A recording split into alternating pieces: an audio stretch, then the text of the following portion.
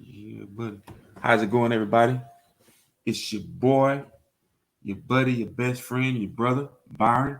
Once again, just to mix it up with you all a little bit, kind of express my opinion on some certain things. So, stay tuned.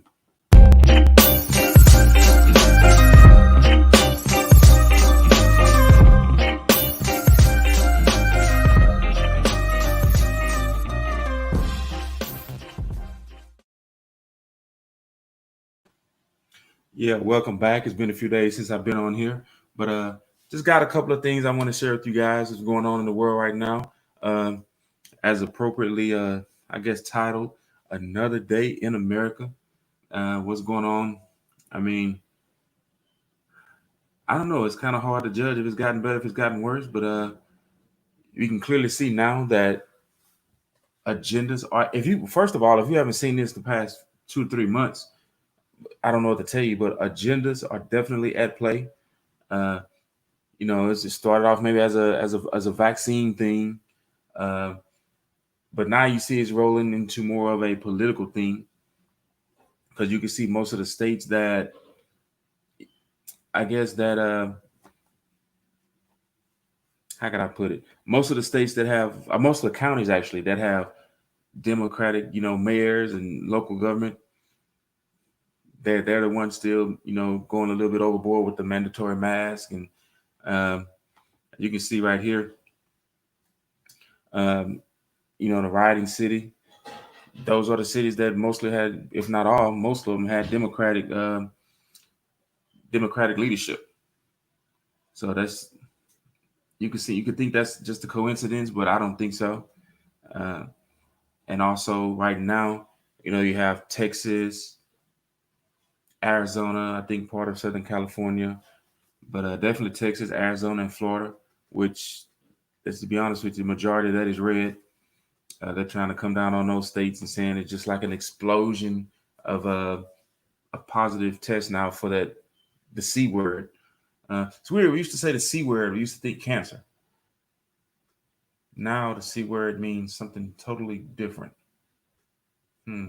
Which technically, I don't know if they've still found a cure for cancer yet, but they're thinking about a vaccine for the other C word.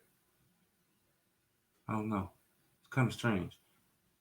Cause you think about it, how long has cancer been around? Does anyone really know? And they still they don't have a quote unquote, you know, uh, cure for it. But of course, we know. First of all, if you're a prayerful person and you do what God, tells you to do as far as with your physical body on this earth, But that's a cure. But once again, we have to remember these doctors and these scientists and biologists and your Fauci's and your Deborah Burks and people like that and Bill Gates and all them. They don't really preach health. They preach medicine. They preach vaccines. So obviously, there's really no surprise there. But something else I wanted to show you guys. Like I said, the biggest county in Texas. I think it's the third largest county in the United States, Harris County. Uh, as you can see, this just happened fresh off the press. This is courtesy of ABC 13. Used to be a fan of ABC 13. I don't know right now, man. Says Houston, Texas, KTRK. The Harris County Commissioners have voted to extend the recently issued mask order until August 26th. The order directs any businesses providing goods or services to require all employees and visitors to wear face coverings in areas of close proximity due to coworkers or the public. Man, basically what she's pretty much just said is she's ruined your summer. Basically, let's be honest. That's basically what she's saying. And supposedly earlier she had tested positive for the Delina Hidalgo lady. She tested positive for COVID. Then I saw something else that said she tested negative now. So I don't know. I don't know. Maybe it was a 4-day COVID, a week COVID, whatever. I don't know what it is. But clearly, if you guys don't see that there is a political agenda behind this, I mean, I don't know what to tell you. I don't know what to tell you. Like she's doing what's best for her and her closest, her colleagues. That's it. If you really think this lady is concerned about a coronavirus, which still has not proven to be 100% real, yes, there are. I know that there are people dying, but my question, once again, from the very beginning, how many people have actually died, and what are they really dying of? Now, this lady here, I don't think she really cares about that. She has her own agenda, and I'm really starting to be a little bit disappointed in Greg Abbott because he need to step up to the plate and see past the political agenda. And last time I checked, he was a Republican, if I'm not mistaken. Good old GOP. He's not really acting like it right now. I'm gonna tell you that. It's kind of disappointing. So I don't know if he's kind of catering to people, certain people. I don't know. Uh, but it's so for the people out there in Harris County, Houston, basically your summer's ruined. Because if you don't think that from now till August 26th, people are gonna get tired, they're gonna get frustrated, and of wearing masks. And if you have not been to Houston, Texas, Harris County, US of A, July and August are the two freaking hottest months of the year. Like, if the temperature is below 100, that's a miracle. Oh, then you throw that humidity factor in. And then you're asking people to wear masks. I was actually in a store today, and people in there had masks on, and it was hot. I'm not gonna lie to you, it was hot. And there were people, you could tell they were definitely getting frustrated with having to wear masks in that heat. But at this point, they kind of don't know. They kind of don't know what to do. But the worst thing the one thing we don't need is people's frustration boiling over because they're having to wear masks everywhere, that and all the time. We don't need that, because then wearing the mask, that means it's probably taking a psychological effect. And I always tell people, if this COVID thing, uh, if it's supposed to be bad, let me tell you something. The mentally unhealthy is a lot worse. A lot worse. It can do a lot worse damage, a lot more damage than this C word. I wouldn't want that. And it's almost like that's what this lady here in Harris County, what's her name? Lena Hidalgo. Lena Hidalgo. What's that? Hidalgo. Oh, there was a movie called Hidalgo, right? With Viggo Mortensen. He was like on a horse. I wonder if Lena Hidalgo rides a horse. I wonder if she rides a horse to and from her office, and and to get groceries at the local grocery store. I don't know. That's how my mind thinks. I'm just wandering off right now. I'm sorry. But yeah, I mean, I don't know. I looked and saw that Houston ISD, which I don't know if it's still the biggest school district in the Harris County, Houston area, but they start school according to their calendar, I think on August 24th. Does that mean that the first 2 days the students will be required to wear masks? And there are actually some surrounding counties whose school starts earlier, like around the 12th or the 14th of August. So basically, you're saying the first 2 weeks of the school year, the students will have to wear masks. That's going to be some tough learning, I'm gonna tell you, because it's hard to keep kids or students' attention now. What the heck you think gonna happen if you try to have them sitting in the classroom with masks on? You think they're gonna pay attention then? Come on, man. Really? See, they do all these things, they make all these mandates and everything, but I don't know if they're really thinking all these things through. I went into a restaurant today, and they're doing their thing, making sure everyone's social distancing and everything. But what I didn't get is when I walk through the door, I have to have a mask on. If I'm going to the restroom, I have to have a mask on. But if I'm sitting down at the table it's okay for me to pull my mask off. Even though there are people sitting over here at this table or back over here at this table, I don't get it. So if I'm sitting down, the old C word can't touch me. But if I'm standing up, watch out for the old C word.